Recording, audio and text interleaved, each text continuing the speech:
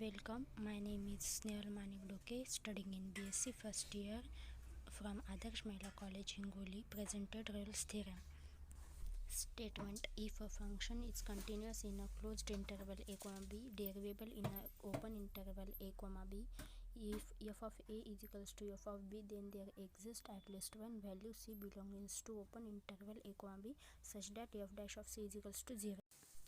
Since f is a continuous, it has a greatest value capital M and a small value in the least value m in the interval, so that there are two numbers c and d such that f of c is equals to m, f of d is equal to small m. Now either capital M is equals to small m, capital M is not equals to small m.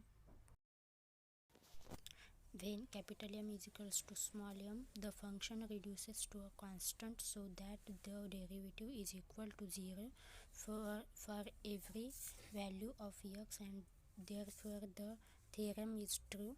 When capital M is not equals to small m, then at least one value f of a and f of b must be different from m.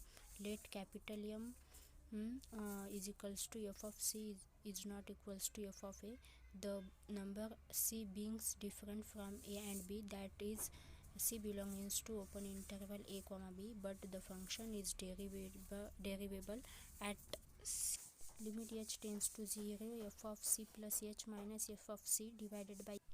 Also f of c is greatest value of the function, that is we have f of c plus h is smaller than equal to f of c. Thus f of c plus h minus f of c divided by h is smaller than equal to 0 for h is greater than 0. f of c plus h minus f of c divided by h is greater than equal to 0 for h is smaller than 0.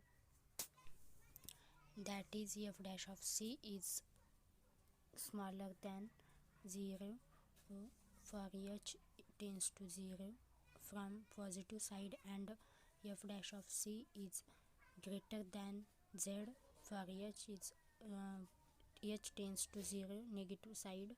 It is possible only if f dash of c is equal. Similarly, we can show that theorem is true for m is not equals to f of a.